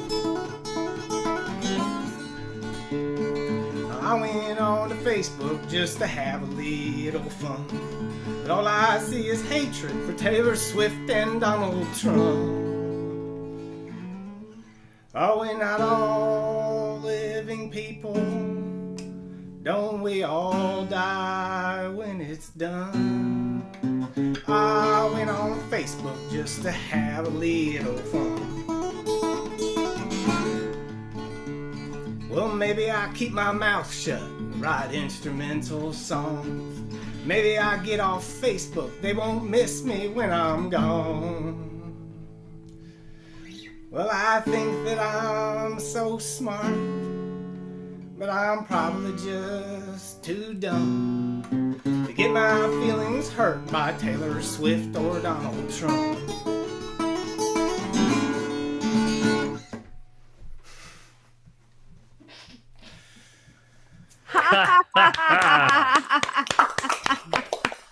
Short and sweet, buddy. Great lyrics. Thank you. This so this next song is my wife's was chronically ill for for 10 or 15 years, and it's a little bit about her story and the things we did to change about our lives to get healthy and to heal. I hear that you're sick. I hear that you're dying. Your family's been notified. Your friends are all crying. The doctor, he failed you. He made it all worse. He extracted your health as he emptied your purse. Years ago, when he was in school, they poisoned his mind, played him for the fool. They taught him the lie. He believed it so sure that when the patient was sick, he's got the cure. But you were dragged down to hell, then lifted to heaven.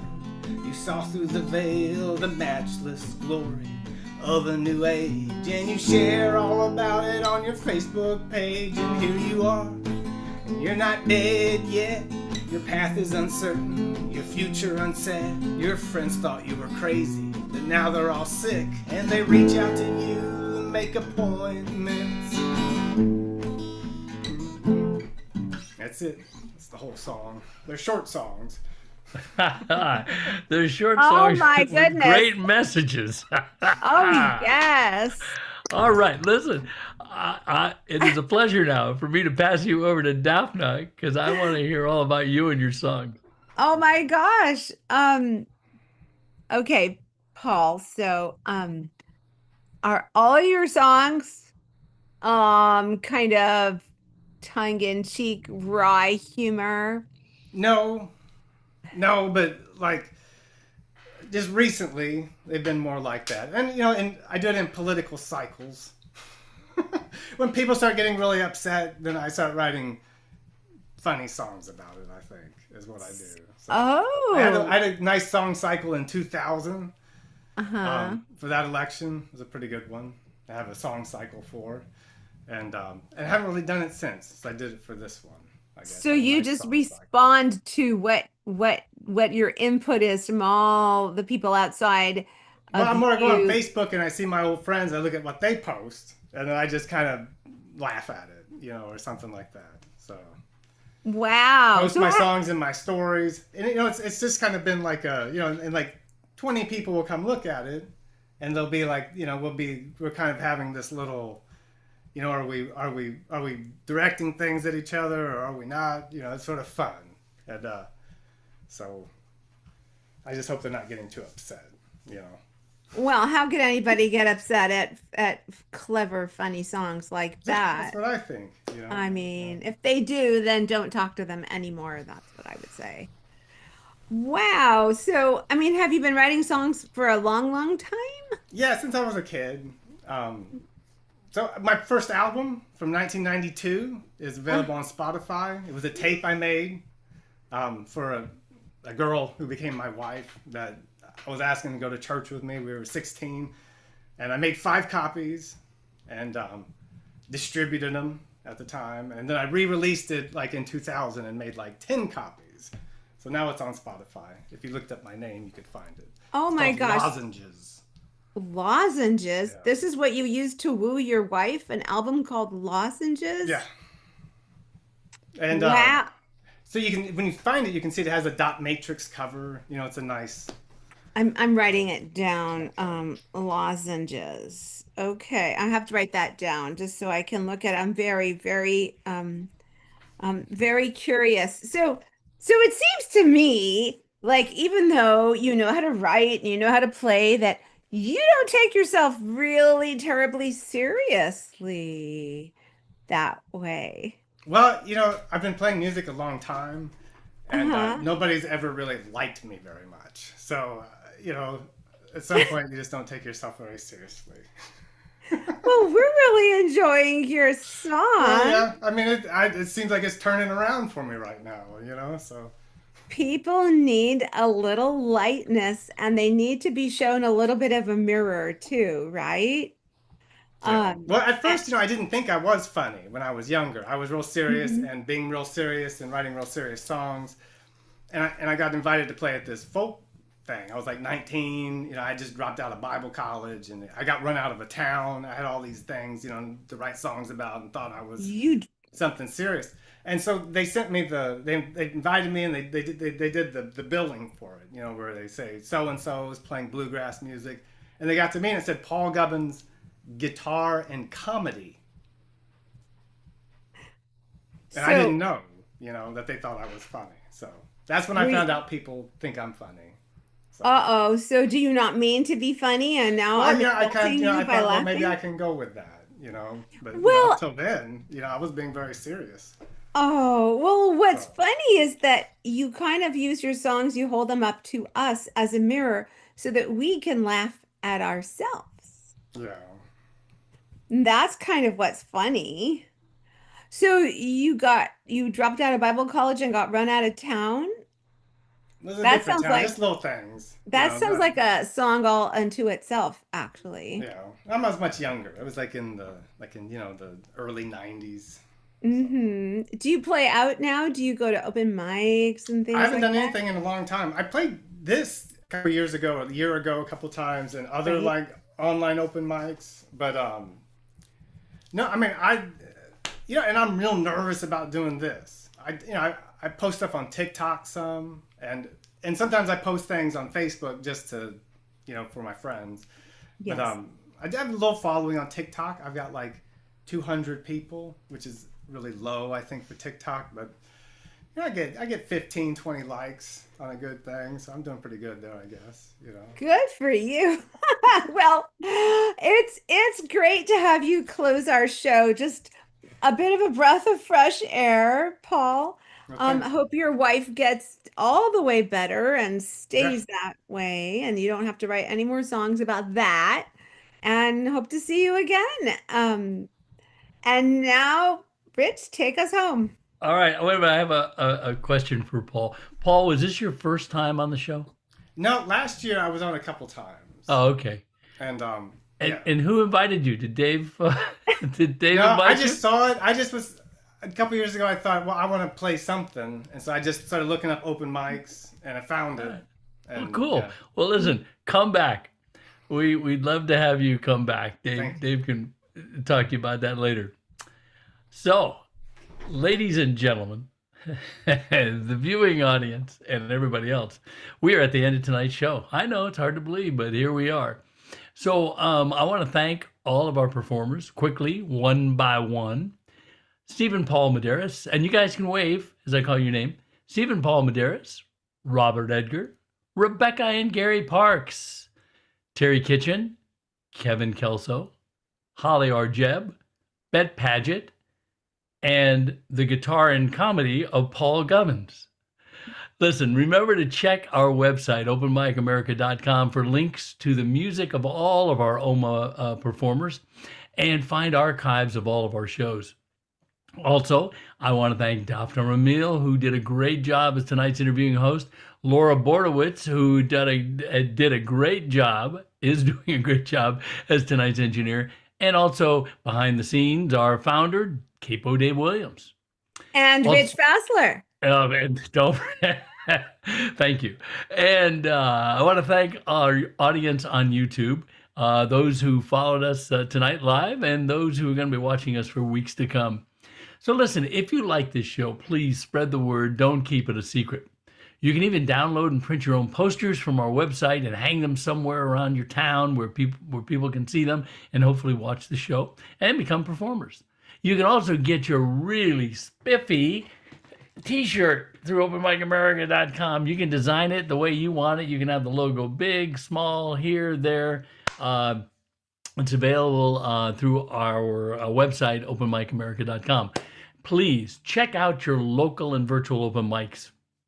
We have listed the ones where our performers play under the local open mics tab on our website. So we are always here the first and third Sundays of every month. So our next show will be Sunday, June 15th, same time, same station.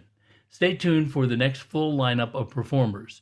So I'm going to ask everybody to mute and wave goodbye. And I'm going to say good night, America.